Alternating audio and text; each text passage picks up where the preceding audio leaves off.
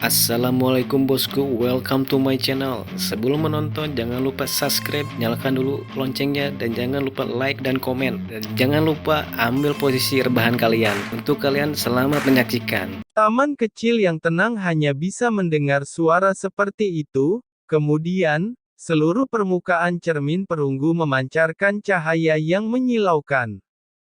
Ini, Chu Xuan-er dan Xiao Feng melirik cermin sebab dan akibat Qian Kun, dan kemudian menatap tubuh Ye Chen, ekspresi mereka menjadi sangat aneh, juga.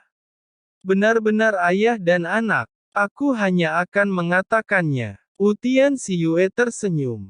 Hasil ini tidak bisa lebih baik. Hua Yan merasa lega dan lega. Ini benar-benar anakku.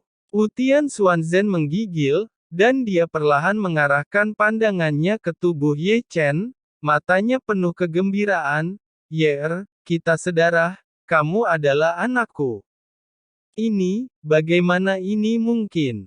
Ye Chen masih menatap cermin kausalitas Qian Kun yang mengkilap, dan hasil ini tak terlupakan. Aku tidak percaya. Ye Chen berbicara, tetapi nadanya menyendiri dan mengerikan.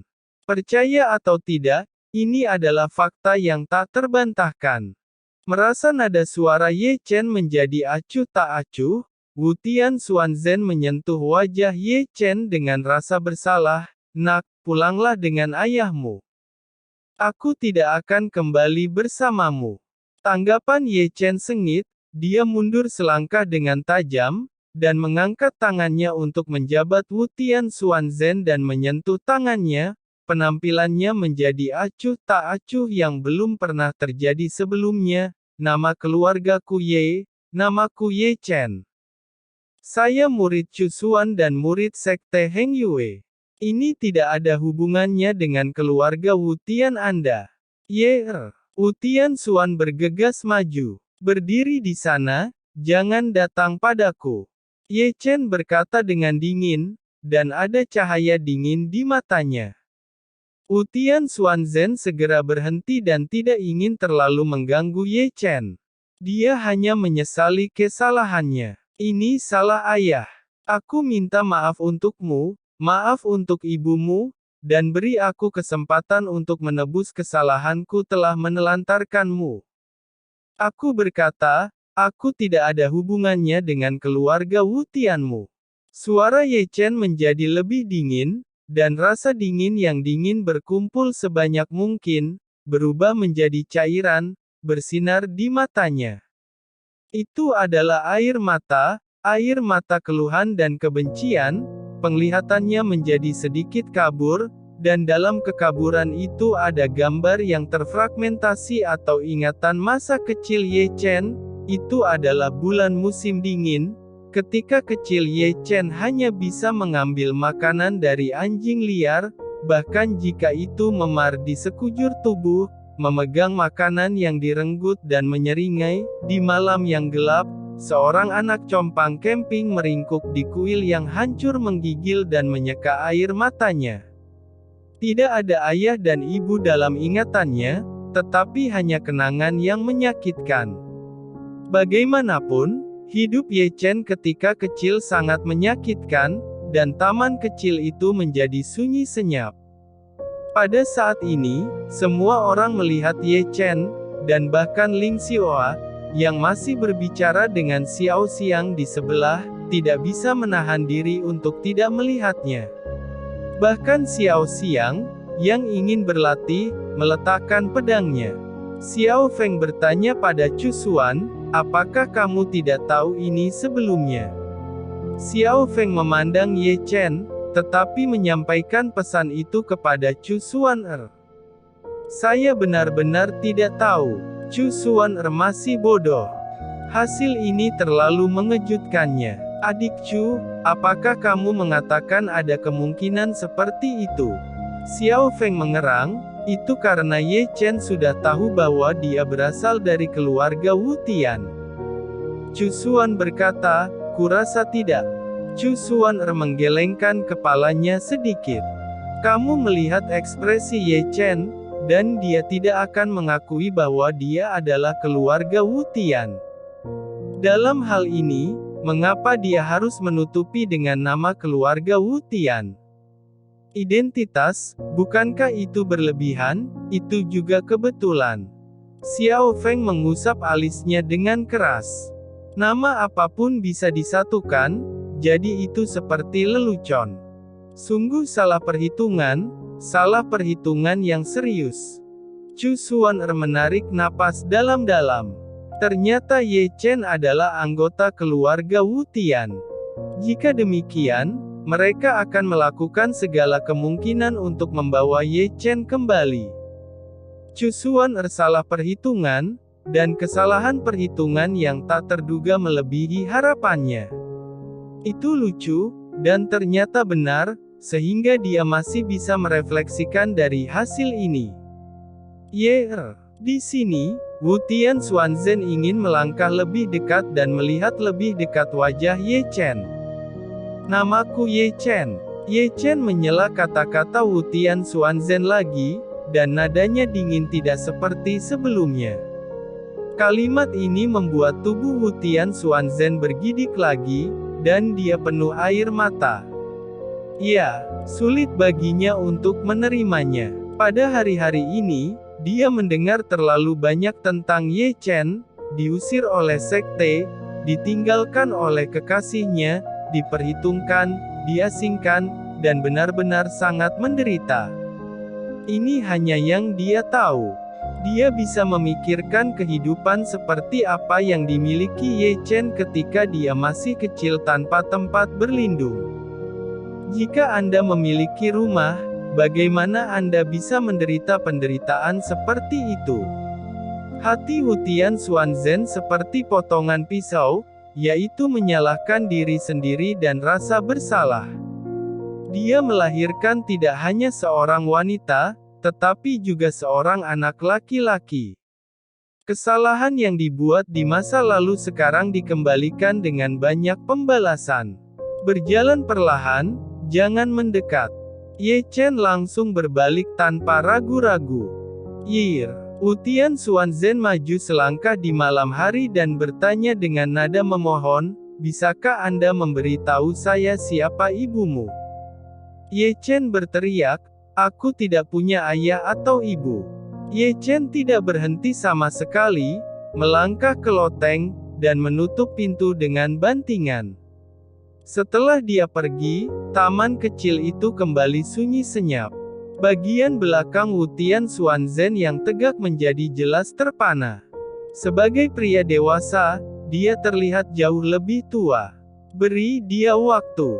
Huaiyan melangkah maju, dan dengan lembut memegang tangan Wu Tian Xuanzhen. Dia adalah pertama kalinya melihat Wu Tian Xuanzhen begitu kesepian. Ini salahku. Wu Tian Xuanzhen menertawakan dirinya sendiri. Ini semua pembalasan. Senior tidak perlu menyalahkan diri sendiri.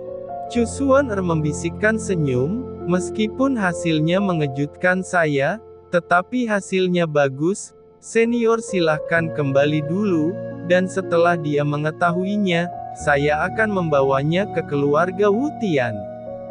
Wu Tian Xuanzhen berkata, jadi, saya berterima kasih kepada Junior Chu. Wu Tian Xuanzhen tersenyum paksa, lalu berbalik kesepian, dan tidak lupa untuk melihat loteng sebelum pergi, seolah-olah dia bisa melihat bahwa dia sedang duduk bersila di kasur Ye Chen. Hei! Dengan desahan tak berdaya, Wu Tian Xuanzhen mengambil beberapa langkah berat dan perlahan berjalan keluar dari loteng. Setelah mereka pergi, Chu Xuan'er juga melirik loteng, dan kemudian menggosok alis dengan keras. Fakta ini memang cukup mengejutkan. Mereka telah melihat terlalu banyak hal yang salah dan benar, dan mereka telah melihat banyak kebetulan. Tapi sekarang, ini benar-benar masalahnya. Kali ini, Ye Chen seperti rumor, dan buktinya seperti gunung, dan darah keluarga Wu Tian mengalir di tubuhnya. Di sekte Tianxuan, tidak mungkin kenapa begitu kebetulan. Fuya melihat tirai air di depan aula sekte Tianxuan. Gambar di tirai air persis dengan gambar di taman kecil aula cabang ke-9. Fuya berkata, berawal dari omong kosong dengan sebuah nama, dan itu benar-benar terjadi, sungguh tidak masuk akal sekali, kebetulan ini terlalu melanggar hukum. Selain itu, Dong Huang Taixin tidak berbicara, hanya menggelengkan kepalanya sambil tersenyum, dengan makna yang dalam di senyumnya, menatap tatapan Ye Chen di tirai air, juga dengan makna yang dalam. Loteng juga sepi. Di atas kasur, Ye Chen hanya tenang dan diam-diam menyerap hatinya. Ketika cermin kausalitas Qian Kun menyala, hatinya menjadi sangat dingin, dan itu bukan karena ini. Sedikit gangguan. Ye Chen tidak kejam, tapi dia tidak peduli. Orang yang tidak ada dalam ingatannya tidak akan pernah mengakuinya bahkan jika mereka mempunyai hubungan darah. Jadi, 3 hari berlalu dengan tenang, Ye Chen tidak pernah melangkah keluar dari pintu. Dan Wutian Xuanzeng, mereka sama sekali tidak meninggalkan kota kuno cabang ke-9 istana. Pada dasarnya di tengah malam, mereka datang dan melihat dari jauh. Itu adalah malam yang gelap dan sepi. Ling Xiao, yang baru saja masuk, terbang mundur dari loteng, dan jatuh tanpa bias di kaki Xiao Xiang yang sedang menari pedang. Wow, Ling Xiao kesakitan untuk sementara waktu dan merasa malu. Ini adalah ketiga kalinya dia membuangnya, tetapi setiap kali dia masuk dan mencoba mengobrol dengan Ye Chen menamparnya tanpa sepatah kata pun. Kamu, apakah kamu baik-baik saja? Benar-benar tidak mengatakannya. Melihat Ling Xiao yang tersisa, Xiao Xiang mengambil inisiatif untuk berbicara dengan Ling Xiao untuk pertama kalinya. Setelah mendengar ini, Ling Xiao, yang hendak bangun, sama sekali tidak bangun, duduk di tanah dengan gigi menyeringai. Tidak, anak itu terlalu berat, tulang dan meridianku patah, dan tidak bisa berdiri. Melihat ini, Xiao Xiang mengerutkan bibirnya dan mengeluarkan pil ungu. Ini adalah pil yang membentuk tulang dan membangun pembuluh darah. Makan lam ini bagus. Ling Xiao menyeringai, dan mengambilnya tanpa rasa malu. Apakah telapak tangan Chen Ye benar-benar membantunya? Untuk sesaat dia punya ide lain, yaitu pergi ke loteng sekali sehari, dan setiap kali dia ditampar oleh Ye Chen, dia akan mendapatkan simpati Xiao Xiang. Hehehehe. Berpikir tentang itu, menggigil ini tidak bisa menahan tawa. Setelah dia bangun dari keadaan itu, Xiao Xiang telah kembali ke loteng. Langkah pendekatan pertama berhasil. Ling Xiao menyeringai, lalu berlari kembali ke taman kecil di mana Ye Chen berada, dan kemudian tidak lupa melihat ke ruangan tempat Ye Chen bermeditasi. Saya tidak tahu apakah Ye Chen akan tahu ekspresi seperti apa itu. Jika dia tahu pemikiran seperti ini, langit dan bumi, pada saat ini menjadi sangat damai. Ya. Saya tidak tahu kapan, suara sekecil itu memecah keheningan malam. Ye Chen, yang telah mengunci diri di kamar selama 3 hari, menerobos dari tahap pembentukan inti tingkat 1 ke tingkat 2. Segera, Reiki langit dan bumi berkumpul menuju taman kecil, membentuk pusaran Reiki, yang disedot dan dituangkan ke Danhai oleh Ye Chen. Di tengah malam, Ye Chen menghela napas dalam-dalam. Wah, kamu bisa. Segera, suara kakek naga terdengar, dan napasnya sedikit terengah-engah.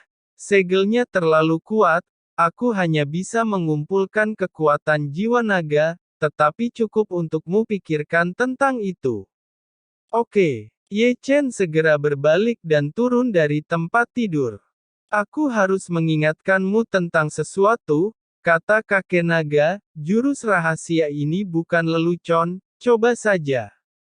Jangan terlalu dalam. Jika tidak, Mengontrolnya akan lepas kendali dan kau mungkin akan terjebak dalam lubang hitam luar angkasa. Mengerti? Ye Chen menarik napas dalam-dalam, tenang, menunggu avatar mengirimkan kekuatan jiwa naga.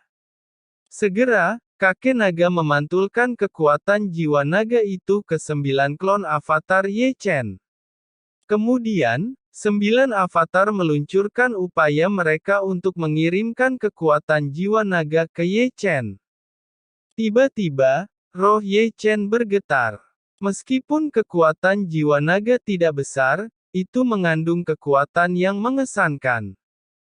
Sudah dimulai. Ye Chen menarik napas dalam-dalam lagi, mengangkat lengannya, membuka kelima jarinya, dan kemudian mengumpulkan kekuatan jiwa naga di telapak tangannya, merenungkan metode jurus lubang hitam yang dilewati oleh naga kuno Taiksu.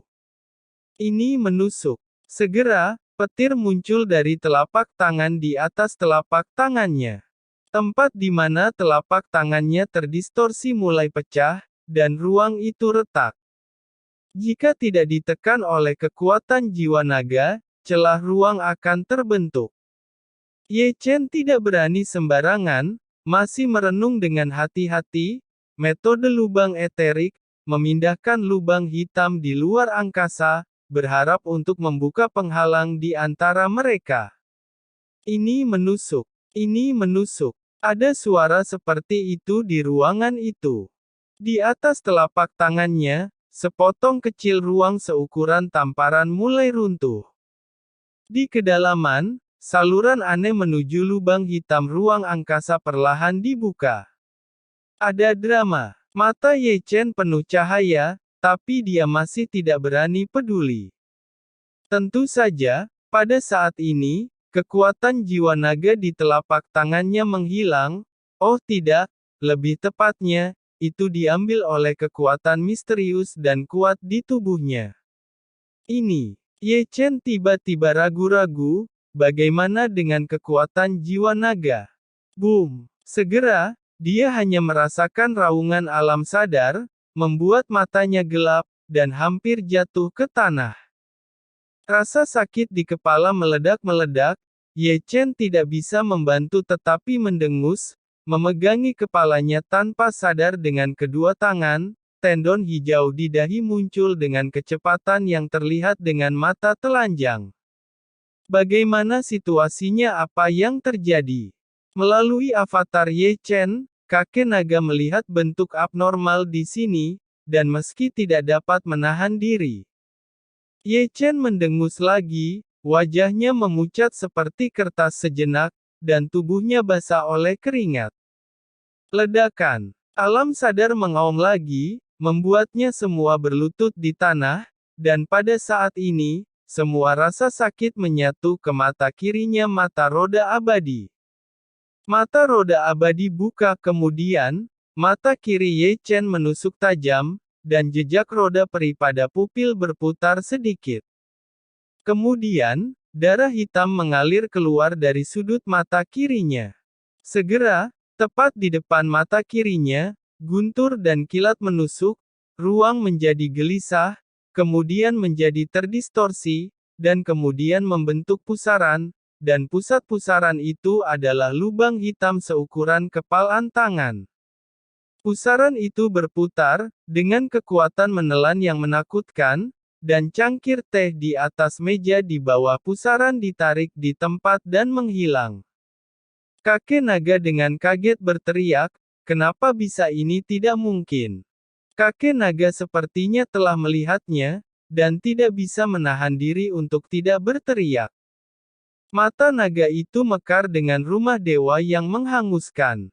Hanya ada satu mata roda abadi dan juga dia tidak mempunyai garis keturunan klan abadi, tetapi itu bisa membuka jalan surgawi mata roda abadi. Ketika kakek naga melihat kengerian Ye Chen melihat pusaran, lalu matanya menjadi kabur, tubuhnya menjadi gemetar, dan akhirnya dia meletakkan kepalanya di tanah. Klik. Saat Ye Chen pingsan, pusaran aneh itu juga runtuh dan menghilang. Di dalam ruangan, Ada hening sejenak. Di sini, kakek Naha di dunia bawah tanah Sekte Zeng yang menatap 9 avatar Ye Chen. Mata naga besar itu penuh dengan makna yang dalam dan dewa yang bersinar. Kakek naga bergumam, di masa lalu, 9 raja surgawi dari klan abadi gagal membangunkan jalan surgawi roda abadi. Apa-apaan anak ini? Dia telah mengembangkan kekuatan magis yang bisa menentang langit. Sungguh tidak terduga. Sungguh tidak